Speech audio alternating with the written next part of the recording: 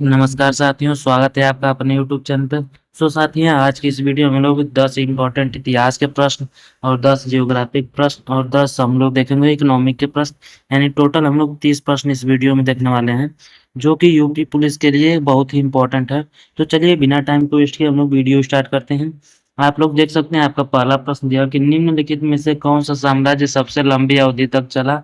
तो सबसे लंबी अवधि तक जो साम्राज्य चला था वो पाल का चला था, यानी ऑप्शन नंबर बी आपका सही आंसर है। ऑप्शन नंबर बी यहाँ पर आपका सही आंसर है। तो ये कब से कब तक चला था, अगर हम लोग बात करें तो वो चला था आपका 750 ईस्वी से लेकर 750 ईस्वी से लेकर आपका चला था कहाँ तक, 1174 ईस्वी तक आपका चला था ये। तो चलिए अब हम लोग अगला प्रश्न देखते हैं।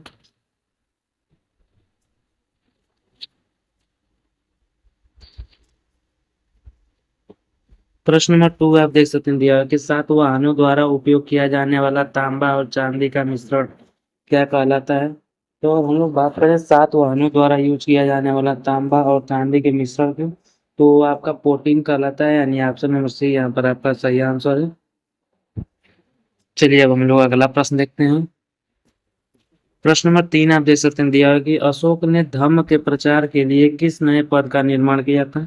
तो अगर हम लोग बात करें धम्म के प्रचार के लिए अशोक ने किस नए पद का निर्माण किया था, तो यहाँ पर धम्म महामात्र हो जाएगा, यानी ऑप्शन नंबर डी आपका सही आंसर है। चलिए अगला प्रश्न देखते हैं। प्रश्न नंबर 4 आप देख सकते हैं, दिया हुआ है कि कौटिल्य का अर्थशास्त्र हमें किस वंश के प्रशासन के बारे में जानकारी देता है। तो अगर हम लोग बात करें कौटिल्य का अर्थशास्त्र जो है हमें जो देता है वो मौर्य वंश के प्रशासन के बारे में जानकारी देता है, यानी यहाँ पर भी आपका ऑप्शन नंबर बी सही होने वाला है। चलिए अगला प्रश्न देखते हैं। प्रश्न नंबर 5 आप देख सकते हैं, दिया हुआ है कि अशोक के शासनकाल की सबसे महत्वपूर्ण घटना कलिंग आधुनिक युग में किस पर विजय थी, जो उनके जीवन के एक महत्वपूर्ण परिवर्तन से हुआ था। तो अगर हम लोग इसकी बात करें तो यहाँ पर उड़ीसा जो है आपका सही आंसर होगा, कि उड़ीसा के शासनकाल की सबसे महत्वपूर्ण घटना जो थी वो प्रसिद्ध हुई थी, परिवर्तन सिद्ध हुई थी, यानी ऑप्शन नंबर डी आपका यहाँ पर सही आंसर है। चलिए अगला प्रश्न देखते हैं। प्रश्न नंबर 6 आप देख सकते हैं, दिया हुआ है कि किस मूल भारतीय राजवंश ने अपने शासकों के चित्र वाले सिक्के जारी किए थे। तो अगर हम लोग बात करें किस मूल के भारतीय राजवंश ने, तो यहाँ पर जो है सातवाहन मूल भारतीय राजवंश के ने अपने शासकों के चित्र वाले सिक्के जारी किए गए थे, यानी ऑप्शन नंबर सी आपका यहाँ पर सही होने वाला है। चलिए अगला प्रश्न देखते हैं। प्रश्न नंबर 7 आप देख सकते हैं, दिया हुआ है कि उस महान व्यक्ति का नाम बताएं जिसने भारत में बीजगणित के क्षेत्र में महत्वपूर्ण योगदान दिया था। तो अगर हम लोग बात करें कि बीजगणित के क्षेत्र में महत्वपूर्ण योगदान देने वाले कौन थे, तो यहाँ पर आर्यभट्ट जो थे वो बीजगणित के क्षेत्र में महत्वपूर्ण योगदान दिए थे, यानी ऑप्शन नंबर डी आपका सही आंसर है। चलिए अगला प्रश्न हम लोग देखते हैं। प्रश्न नंबर 8 देख सकते हैं, दिया है कि नटराज की प्रसिद्ध कांस्य प्रतिमा निम्नलिखित साम्राज्यों में से किससे संबंधित है। तो अगर हम लोग बात करें नटराज की प्रसिद्ध कांस्य प्रतिमा, तो ये आपका सम्मिलित है चोल वंश के लिए, चोल वंश के साम्राज्यों के लिए संबंधित है, यानी ऑप्शन नंबर बी आपका सही आंसर है। चलिए अगला प्रश्न देखते हैं। प्रश्न नंबर 9 दिया है कि निम्नलिखित में से कौन सा तमिल साहित्य महाकाव्य है। तो अगर हम लोग बात करें तमिल साहित्य महाकाव्य की, तो यहाँ पर शिल्पपतिकारम यानी ऑप्शन नंबर ए यहाँ पर आपका सही आंसर है। चलिए अगला प्रश्न देखते हैं। प्रश्न नंबर 10 दिया हुआ है कि हड़प्पा वासियों द्वारा निम्नलिखित में से किस भवन निर्माण सामग्री का उपयोग किया गया था।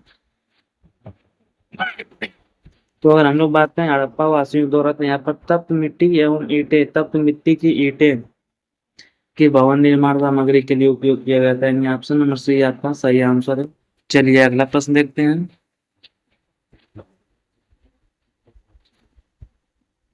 प्रश्न नंबर 11 आप देख सकते हैं, अब हम लोग भूगोल में आ गए हैं। चलिए प्रश्न नंबर 11 दिया हुआ कि चंद्रमा किस खगोलीय पिंड के चारों ओर घूमता है। तो अगर हम लोग बात करें चंद्रमा किस खगोलीय पिंड के चारों ओर घूमता है, तो यहाँ पर आपका पृथ्वी सही आंसर होगा, यानी ऑप्शन नंबर बी आपका सही आंसर है। चलिए अगला प्रश्न देखते हैं। प्रश्न नंबर 12 आप देख सकते हैं, दिया है कि इनमें से कौन अंडमान और निकोबार द्वीप समूह को अलग करता है। तो अगर हम लोग बात करें अंडमान और द्वीप समूह को अलग करता है जो, तो 10 डिग्री चैनल, यानी ऑप्शन नंबर सी आपका यहाँ पर सही आंसर है। चलिए अगला प्रश्न देखते हैं। प्रश्न नंबर 13 दिया है कि अफ्रीका में विक्टोरिया जलप्रपात किस नदी पर स्थित है? तो अगर हम लोग बात करें विक्टोरिया जलप्रपात की, तो वो जाम्बेजी नदी पर स्थित है, यानी ऑप्शन नंबर ए यहाँ पर आपका सही आंसर है। चलिए अगला प्रश्न देखते हैं। प्रश्न नंबर 14 दिया है कि नर्मदा नदी किस स्थान से निकलती है? तो अगर हम लोग बात करें नर्मदा नदी की, तो वो अमरकंटक से निकलती है, यानी ऑप्शन नंबर ए यहाँ पर आपका सही आंसर है। चलिए अगला प्रश्न देखते हैं।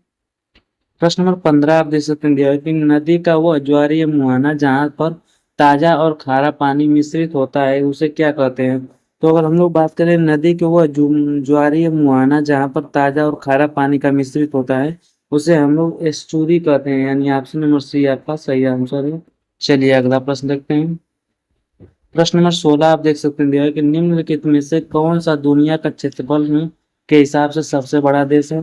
तो अगर हम लोग बात करें दुनिया में क्षेत्रफल के हिसाब से सबसे बड़े देश की, तो यहाँ पर जो आपका ऑप्शन सही होने वाला है वो ऑप्शन नंबर डी सही होने वाला है। रूस रूस जो आपका है वो सबसे बड़ा है दुनिया का क्षेत्रफल के अनुसार, यानी ऑप्शन नंबर डी आपका सही आंसर है। चलिए अगला प्रश्न देखते हैं।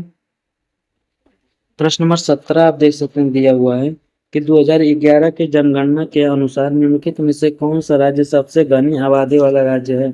तो अगर हम लोग बात करें 2011 की जनगणना के अनुसार, तो सबसे घनी आबादी वाला राज्य जो है वो महाराष्ट्र है, यानी ऑप्शन नंबर सी आपका सही आंसर है। चलिए अगला प्रश्न देखते हैं। प्रश्न नंबर 18 दिया हुआ है कि चंद्रमा और पृथ्वी के बीच की दूरी क्या है? तो हम लोग बात करें चंद्रमा और पृथ्वी के बीच की दूरी, तो 3.84 इंटू 10 पावर 5 किलोमीटर है, यानी ऑप्शन नंबर ए यहाँ पर आपका सही आंसर है। चलिए अगला प्रश्न देखते हैं। प्रश्न नंबर 19 दिया हुआ है कि सेनकोट्टा दर्रा मुदौरों को कैसे जोड़ता है? तो अगर हम लोग बात करें सेनकोट्टा दर्रा को, तो ये आपको कोट्टायम से जोड़ता है, यानी ऑप्शन नंबर सी आपका सही आंसर है। चलिए अगला प्रश्न देखते हैं। प्रश्न नंबर 20 दिया है कि निम्नलिखित में से किस महाद्वीप में ग्रेट विक्टोरिया रेगिस्तान स्थित है? तो अगर हम लोग बात करें ग्रेट विक्टोरिया रेगिस्तान की, तो वो आपका ऑस्ट्रेलिया में स्थित है, यानी ऑप्शन नंबर डी आपका सही आंसर है। चलिए अगला प्रश्न हम लोग देखते हैं। अब हम लोग का आ गया है पूरा का पूरा भारतीय राज्य व्यवस्था से प्रश्न आने वाले हैं, यानी प्रश्न नंबर 21 आप देख सकते हैं देवा कि केंद्र और राज्यों के बीच शक्तियों के वितरण का प्रावधान भारतीय संविधान की किस अनुसूची में किया जाता है? तो यहाँ पर जो आपका है कि केंद्र और राज्यों के बीच शक्तियों का वितरण का प्रावधान जो आपका किया गया है वो 7वीं अनुसूची में किया गया है, यानी ऑप्शन नंबर ए यहाँ पर आपका सही आंसर है। चलिए अगला प्रश्न देखते हैं। प्रश्न नंबर 22 आपका दिया हुआ है, जैसे मिस टाइपिंग हो गया थोड़ा सा। तो प्रश्न नंबर 22 है किस अनुच्छेद के तहत संसद राज्य या केंद्र शासित प्रदेश के भीतर आवास को रोजगार के लिए एक शर्त निर्धारित कर सकती है? तो यहाँ पर जो आपका ऑप्शन सही होने वाला है वो ऑप्शन नंबर डी सही होने वाला है। अनुच्छेद 16 यानी अनुच्छेद 16 के तहत संसद राज्य या केंद्र शासित प्रदेश के भीतर आवास को रोजगार के लिए एक शर्त निर्धारित कर सकती है, यानी ऑप्शन नंबर डी आपका सही आंसर है। चलिए अगला प्रश्न देखते हैं। प्रश्न नंबर 22 देख सकते हैं दिया है कि किस ब्रिटिश सरकार सुधार द्वारा प्रांतों को स्वायत्तता मिली? तो और हम लोग बात करें किस ब्रिटिश सरकार द्वारा प्रांतों को स्वायत्तता मिली थी, तो भारत सरकार अधिनियम 1935 के द्वारा मिली थी, यानी ऑप्शन नंबर ए यहाँ पर आपका सही आंसर है। चलिए अगला प्रश्न देखते हैं।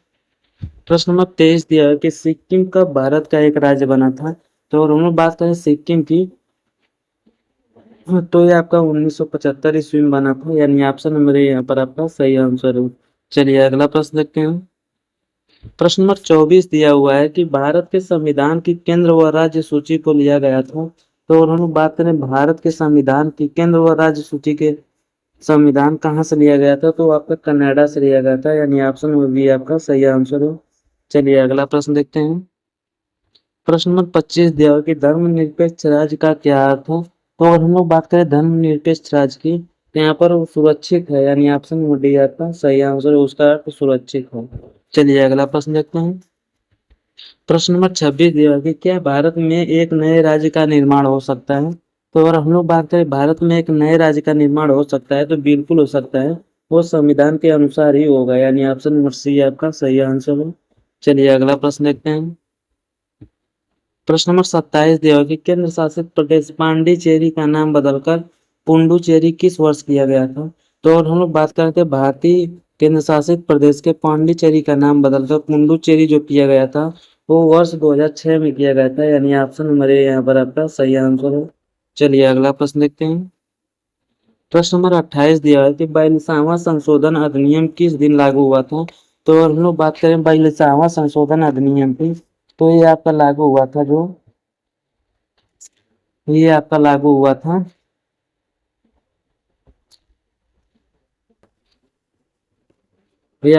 हुआ था 3 जनवरी को, यानी ऑप्शन नंबर डी आपका सही आंसर है। चलिए अगला प्रश्न देखते हैं। प्रश्न नंबर 29 दिया हुआ है कि 21 जनवरी 1972 को कहाँ का गठन किया गया था, किसका गठन किया गया था। तो अगर हम लोग बात करें 21 जनवरी 1972 को, तो आपका मेघालय का गठन किया गया था, यानी ऑप्शन नंबर सी आपका सही आंसर है। चलिए अगला प्रश्न देखते हैं। प्रश्न नंबर 30 आप देख सकते हैं दिया हुआ है कि संसद के दोनों सदनों की संयुक्त बैठक का प्रावधान किस संविधान से लिया गया है। तो हम लोग बात करें संसद के दोनों सदनों की संयुक्त बैठक का प्रावधान जो लिया गया है वो ऑस्ट्रेलियन संविधान से लिया गया है, यानी ऑप्शन नंबर सी आपका सही आंसर है। तो दोस्तों अगर आपको वीडियो अच्छा लगा हो तो वीडियो को लाइक कर दीजिएगा, चैनल को सब्सक्राइब कर दीजिएगा। मिलते हैं अगले वीडियो में, तब तक के लिए बाय बाय, धन्यवाद, थैंक यू दोस्तों।